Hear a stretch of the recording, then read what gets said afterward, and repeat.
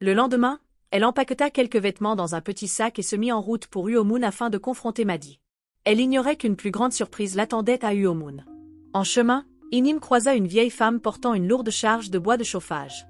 Elle semblait trop faible pour la transporter. Inim lui proposa de l'aider, et la vieille femme lui en fut reconnaissante. Ensemble, elles se rendirent à la petite maison de la vieille femme, située au cœur de la brousse. Inim se demanda pourquoi elle vivait seule dans un tel endroit. Elle déposa délicatement le bois devant la porte et s'apprêtait à partir lorsque la vieille femme la remercia chaleureusement pour sa gentillesse. Puis, elle l'appela par son nom, ce qui stupéfia Inim. « Inim, ma fille, tu as bien fait de prendre soin de ta sœur toutes ces années. Tes parents, depuis l'au-delà, sont très fiers de toi. S'il te plaît, quand tu arriveras à Uomun, agis avec sagesse face à ce que tu découvriras. Quant à ce collier, jette-le dans la rivière qui traverse Uomun. » La femme entra dans sa maison et revint avec une poudre qu'elle tendit à Inim. « Quand tu verras Shérif, souffle cette poudre sur son visage, et il retrouvera ses esprits. » Inim remercia la vieille femme et quitta la maison, intriguée par ses paroles. Que voulait-elle dire par « retrouver ses esprits » ? Quelque chose n'allait-il pas chez Shérif ? Elle se retourna pour poser une question à la femme, mais fut stupéfaite. La maison et la vieille femme avaient disparu, comme si elles n'avaient jamais existé. Inim prit peur, se mit à courir, et continua son chemin vers Uomun. À son arrivée à Uomun, tard dans la soirée, elle se rendit directement chez Amadi, son oncle, et lui raconta sa rencontre et la révélation qu'elle avait reçue. L'oncle fut choqué. Tous les villageois connaissaient la relation entre Madi et Shérif, et ils s'y étaient toujours opposés. Il avait essayé de mettre en garde Madi, mais jamais il n'aurait imaginé qu'il y avait plus à découvrir. Inim passa la nuit dans la maison de son oncle. Le lendemain matin, ils se dirigèrent ensemble vers la maison de Madi, mais elle n'y était pas. « Elle doit être chez Shérif », marmonna Amadi en les conduisant vers la maison où Inim avait vécu avec son mari. En effet, lorsqu'ils arrivèrent, Madi était dans la cour en train de préparer le petit déjeuner. Elle fut surprise de voir sa sœur. « Que fais-tu ici » demanda Madi. « Que veux-tu dire par « que fais-tu ici » ? C'est la maison de mon mari. Je devrais plutôt te demander ce que tu fais ici, répliqua Inim. Madi éclata d'un rire hystérique. Ton mari ? Celui avec qui tu n'as fait que te disputer tout au long de votre mariage ? Ne sois pas ridicule, Inim. Si ton mariage a échoué, c'est entièrement ta faute. Après ton départ, en tant que bonne sœur, j'étais là pour le réconforter. Et c'est lui qui a décidé de me faire sa femme. Alors, s'il te plaît, va-t'en, tu n'es pas la bienvenue ici, répondit Madi. À cet instant, Shérif sortit de la maison. Dès qu'il aperçut Inim, il fit le tour de la maison et revint avec un morceau de bois à la main. Il la poursuivit, et elle s'enfuit pour sauver sa vie. Amadi courut derrière eux, suppliant Shérif de ne pas blesser sa nièce. « Je ne veux plus jamais te voir » cria Shérif en retournant à la maison. Inim n'eut même pas l'occasion de confronter Madi au sujet du collier maléfique. Inim retourna précipitamment chez son oncle et éclata en sanglots. Elle ne pouvait pas croire que Shérif l'ait chassée de cette manière. C'est alors qu'elle se souvint de la poudre que la vieille femme lui avait donnée et comprit que Shérif agissait sous l'influence de pouvoirs diaboliques. « Je dois trouver un moyen de lui souffler cette poudre au visage, mais comment faire s'il ne veut même pas me voir ?» pensa-t-elle. Très tôt le lendemain, Inim se rendit à la rivière d'Uomun avec le collier et se mit à pleurer. « Ce monde est si cruel. Comment ma seule et unique sœur a-t-elle pu me faire cela ? Maintenant, elle a pris ma maison et mon mari. Dieu de notre terre, j'ai besoin de votre aide plus que jamais, dit-elle en jetant le collier dans l'eau. Sur le chemin du retour, elle décida de s'arrêter chez Hariz, le meilleur ami et compagnon de chasse de Shérif. Il se préparait à partir pour la forêt lorsqu'elle arriva à son domicile. Il fut très heureux de la voir. Inim lui raconta ses mésaventures et ses découvertes au sujet de sa sœur, Madi. Hariz fut surpris. « Je le savais. Je savais qu'il y avait quelque chose qui n'allait pas. Ton changement soudain d'attitude envers Shérif ne m'a jamais semblé naturel, dit-il. Il promit de parler à Shérif en sa faveur. Inim le remercia et partit. Hariz fit de son mieux pour convaincre Shérif, mais tout ce qu'il disait restait sans effet. Shérif insistait qu'il ne voulait pas qu'Inim s'approche de chez lui. Chaque nuit Inim plairait jusqu'à s'endormir. La trahison de Madi était trop difficile à supporter. La femme d'Amadi, son oncle, était toujours là pour la consoler. La nouvelle du retour d'Inim se répandit dans tout le village. Certains avaient de la peine pour elle, tandis que d'autres non. C'est elle la cause de l'échec de son mariage. Qu'elle en assume les conséquences, disait-il. Environ 2 semaines après son retour, Inim prit la poudre que la vieille femme lui avait donnée. Sans prévenir son oncle ni personne d'autre, elle se dirigea vers la maison de Shérif. Lorsqu'elle arriva, elle entra directement dans la maison. Elle y trouva Shérif et Madi en train de jouer affectueusement. « Que fais-tu ici » demanda Madi, surprise de la voir. Mais Inim ne répondit pas. Shérif se leva pour la frapper, Mais avant qu'il ne puisse le faire, Inim souffla la poudre sur son visage. Shérif se mit à tousser violemment. Après un moment, il cessa de tousser et regarda Maddy debout à ses côtés. Il fut immédiatement irrité par sa présence. « Pourquoi portes-tu mon pagne » demanda-t-il avec colère.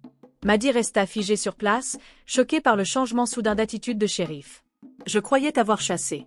Que fais-tu ici » dit-il en se tournant vers Inim. « Vous deux, sortez de ma maison immédiatement » rugit-il.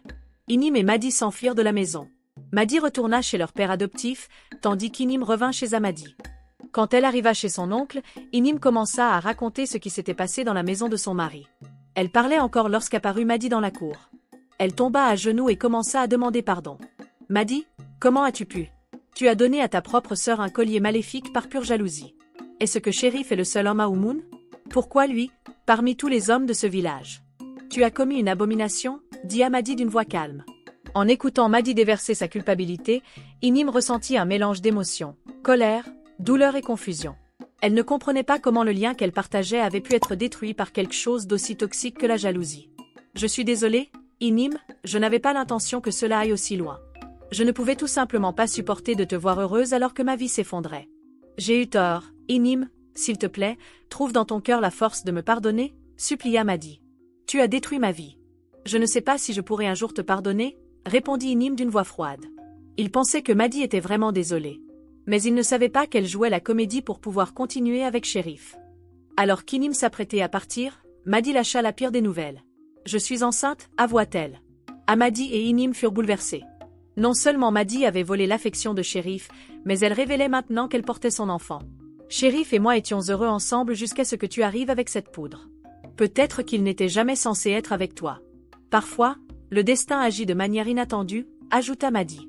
Le lendemain, Amadi décida de se rendre au palais pour demander l'intervention du roi. Lorsqu'il arriva, il expliqua les raisons de sa visite. Le roi convoqua immédiatement Shérif, Inim et Maddy au palais. Une fois rassemblés, Inim raconta comment elle avait découvert le collier maléfique qui l'avait transformée en une épouse impolie et irrespectueuse envers son mari. Elle expliqua également que Maddy avait utilisé un charme pour attirer l'attention et l'amour de Shérif. Shérif fut surpris. Il se souvenait avoir chassé sa femme, mais aussi des visites de Maddy peu après. Il se souvenait d'être tombé irrémédiablement amoureux de Maddy, mais ignorait qu'il avait été ensorcelé pour cela. Le roi demanda à Maddy si tout ce que sa sœur disait était vrai, et elle ne put le nier. Elle alla même jusqu'à déclarer qu'elle était déjà enceinte de Shérif. Shérif nia avoir eu une relation avec elle, mais personne ne le croyait. Après tout, il était sous l'effet d'un charme et ne savait pas ce qu'il faisait. Maddy a été la première femme que j'ai approchée il y a des années, mais elle m'a repoussée. Ensuite, je me suis tournée vers Inim, et elle m'a accepté de tout cœur, bien que je ne savais pas qu'elles étaient sœurs. Pourquoi Maddy veut-elle soudainement être avec moi si désespérément, c'est ce que je ne comprends pas. Mais je n'ai pas couché avec elle, répéta-t-il. Le roi les congédia et leur ordonna de revenir au palais dans 7 jours. Pendant ces 7 jours, Shérif se rendit chez Amadi pour voir Inim. Il lui demanda pardon. J'aurais dû savoir qu'il y avait quelque chose qui n'allait pas. S'il te plaît, pardonne-moi, mon amour, implora-t-il. Je ne suis pas en colère contre toi. C'était Maddy derrière tout cela. Le collier maléfique était la source de tous nos problèmes. Je m'en suis débarrassé maintenant, répondit Inim. Shérif, soulagé, lui demanda de rassembler ses affaires pour revenir chez lui. Mais Inim refusa fermement. Maddy porte ton enfant. Je pense que tu devrais rester avec elle, pour le bien de cet innocent, déclara-t-elle. Shérif se leva et quitta silencieusement la maison. Il se rendit directement chez Maddy pour la confronter. Quand il arriva, Maddy tenta de lui rappeler sa supposée grossesse, mais Shérif avait vu clair dans ses manipulations. Sous pression, Maddy avoua. « Je ne suis pas enceinte. J'ai menti, espérant que cela te retiendrait près de moi. Je suis désolée, confessa-t-elle en pleurs. Au 7e jour, tout le monde se retrouva au palais. Maddy avoua publiquement avoir menti sur sa grossesse. Shérif n'a jamais couché avec moi.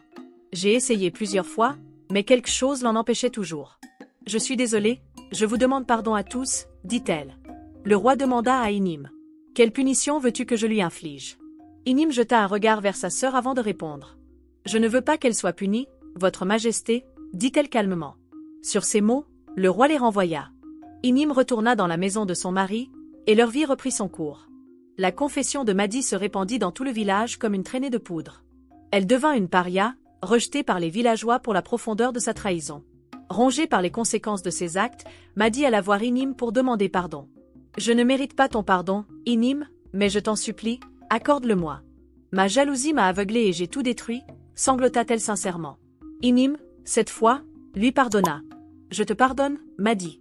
Que cela te serve de leçon, ne laisse jamais la jalousie guider ton cœur. Shérif et Inim mirent toute leur énergie à reconstruire leur lien, partageant des conversations honnêtes et chérissant l'amour qu'ils avaient failli perdre à jamais. Quelques mois plus tard, Inim découvrit qu'elle était enceinte. Shérif, comblé de joie, l'aida à préparer l'arrivée de leur enfant. La grossesse d'Inim se passa sans encombre et ils accueillirent une magnifique petite fille. Maddie, trop honteuse pour continuer à vivre au village, fit ses bagages tôt un matin et quitta Oumoun. Les villageois se moquaient d'elle à chaque passage, la traitant de perdante sans honneur. Elle ne revint jamais à Oumoun, mais envoya un message à Inim pour lui dire qu'elle allait bien et qu'elle ne devait pas s'inquiéter. Inim et Shérif continuèrent leur vie ensemble et, 3 ans plus tard, eurent des jumeaux. Leur famille grandit dans la paix et l'amour, chérissant chaque moment. Aimez et abonnez-vous et n'hésitez pas à nous partager vos avis dans les commentaires. À la prochaine!